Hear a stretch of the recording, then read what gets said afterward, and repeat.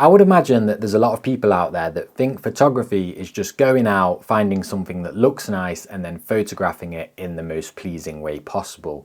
And I don't think that gives anywhere enough credit to how personal photography is and can be. The personal aspect behind photographers' images, for me at least, is the greatest thing about photography. And that's what we're going to be talking about today while I go out and try and photograph, to me at least, the feeling of summer.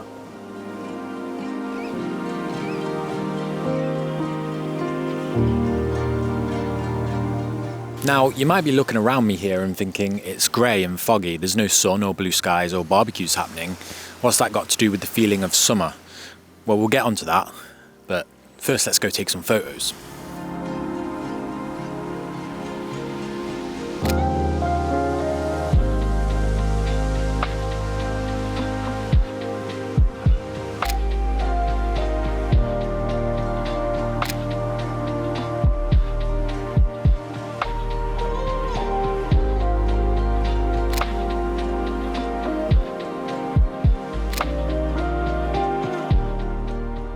I don't think I've ever been stood on a pier before with this much fog.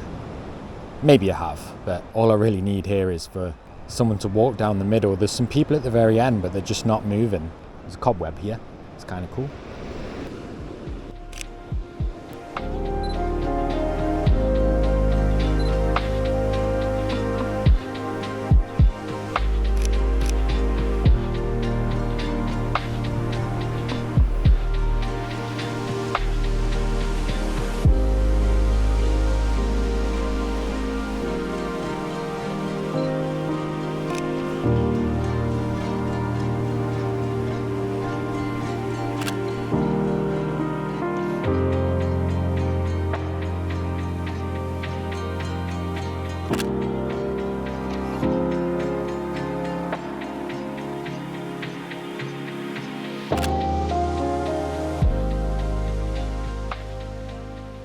I think it's quite common knowledge that if you took two photographers and put them in the same place and told them one after the other to photograph the same subject, that they would both come away with two very different photos based on their artistic and technical approach to creating images. But what about the emotional aspect behind our images? I think the exact same thing applies to emotions, feelings and themes when it comes to creating photographs. If I was to tell a friend to go and photograph the feeling of summer like I am today, I'm almost 100% sure they would create completely different images to me, not only visually, but also based on why that image is the feeling of summer to them. And when you combine all of that together into your photo taking process, or at least sometimes, the reason I think it is possibly the greatest thing about photography and always will be is because no matter how saturated photography gets, some people argue it already is, and no matter how easy it is to access high-end camera gear,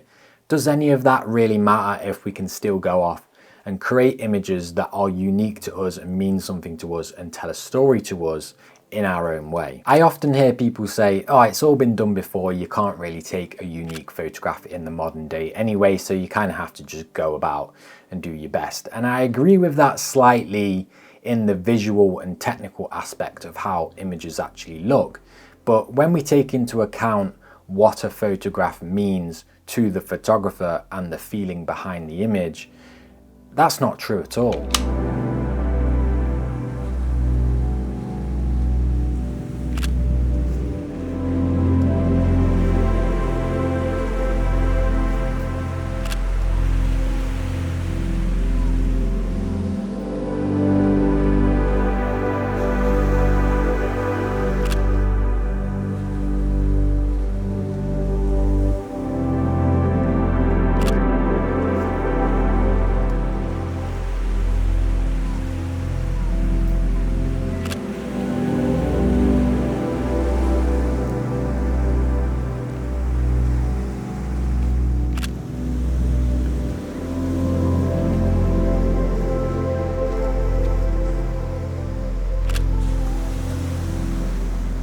Everything from our childhood, where we grew up, sad memories, happy memories, other art that we consume and look up to, all the way to where we are now and our current state of mind, perhaps even our jobs and our personal lives, this all has an impact on the photos we create if we want it to. We can draw from all of these things in order to inspire our work and create images that mean so much more to us than just a pretty picture up the top of a mountain. You may have seen this image in my videos before, but I don't think I've ever explained on my channel the reason I actually took the image and shot it in this particular way, which is that at the time I felt trapped in a job that I no longer liked and there was no progression there.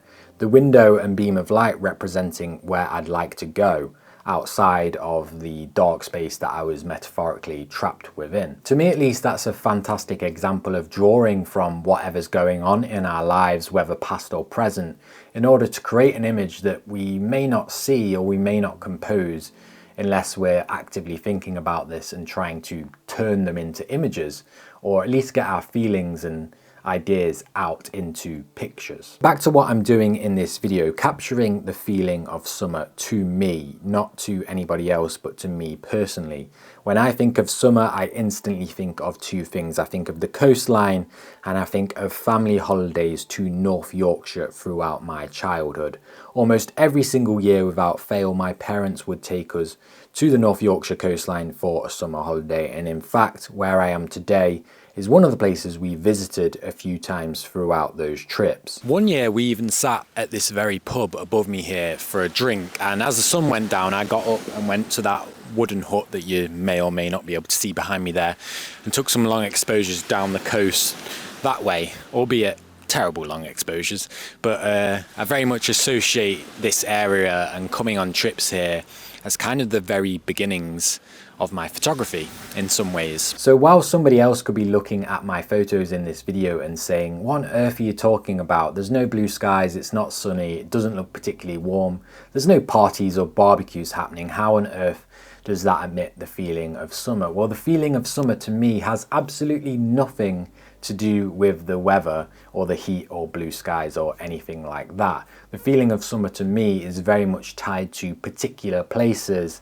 and particular memories. I live in England, if you can't tell from the accent, so our summers here do not guarantee hot weather for months on end. We're just faced with any odd weather that comes our way, and a lot of those summer holidays that we went on were rainy, cloudy, sunny. Yes, there were hot days, sure, but whatever was going on with the weather, we'd still be out on the beaches, we'd still be exploring the small villages, no matter what was happening. And that's why being here on the North Yorkshire coastline in July, despite cloudy skies and wind, still emits the feeling of summer to me beyond anything else. A quick car update, because it's currently raining, so I've come back to the car to have lunch, and I am going to go back out in a minute in the rain, just when it dies down a little bit, and that'll completely change photos that I've just taken, mainly along the pier and stuff. Some of that fog's going to start burning away with the rain and stuff, so should get some very different photos. But while I am waiting in the car and having lunch, let's get a bit of help from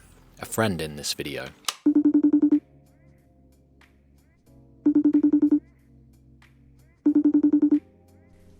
Hey man, what's up? Yo, what's going on? What are you doing? No, I'm just preparing myself a little bit for my vacation. I'm actually thinking about only bringing one lens, the Lumix 20mm. What do you think? Okay, like a nice little challenge for yourself. Yeah, kinda. You know my finding the beauty in the ordinary. I'm just trying to keep my focus straight on, you know. I've got a second challenge for you. Okay.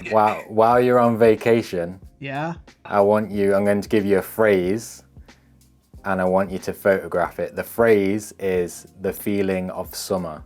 Okay. The feeling of summer. So you just want me to capture like what I think about when I think of summer? Exactly. To you personally, what you feel is the feeling of summer. Okay, interesting. That's gonna be fun. All right. You down? Yeah, I'm down, dude. I'm down. Okay, I'm gonna expect the video sent back to me. No pressure, no pressure. Awesome, dude. I'll talk to you later, man. Okay, talk to you soon.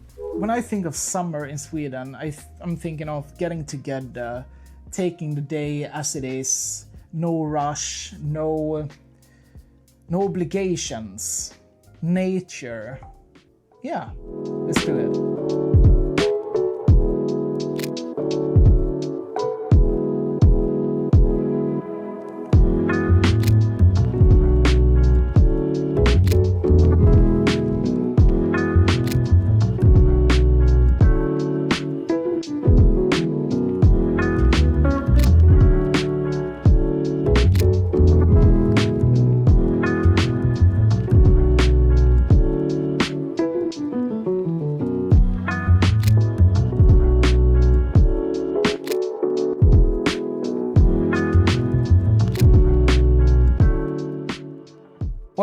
that satisfies Greg. And if you don't know me, I'm Jimmy, a hobby enthusiast photographer based in Sweden, and I run my own channel, which you can find here, where I talk about photography, creativity, and sometimes accept challenges from English friends. Jimmy man, I didn't say promote your own channel in my video. What's that about?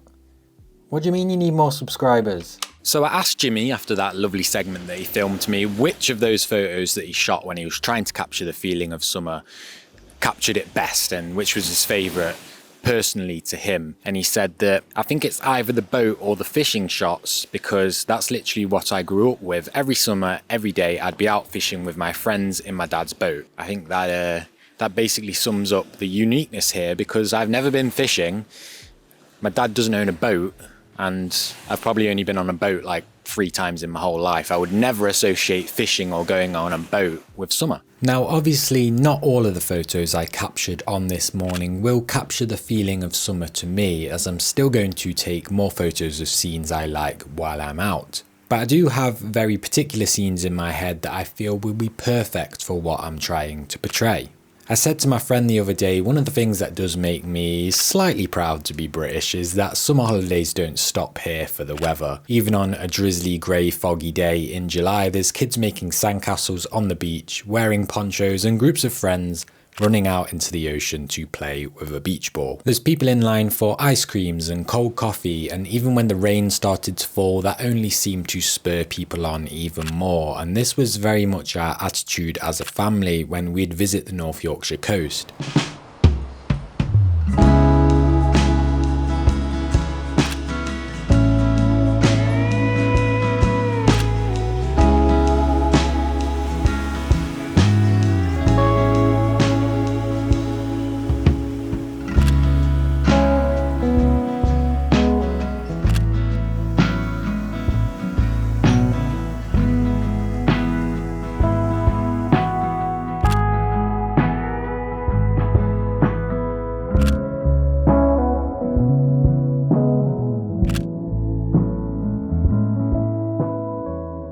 If you don't feel connected to your photography right now, or the images don't feel personal and you don't like that, then I think the greatest thing you can do is draw from these unique memories, feelings, experiences, where you are right now, anything like that, in order to create images that sit in line with that.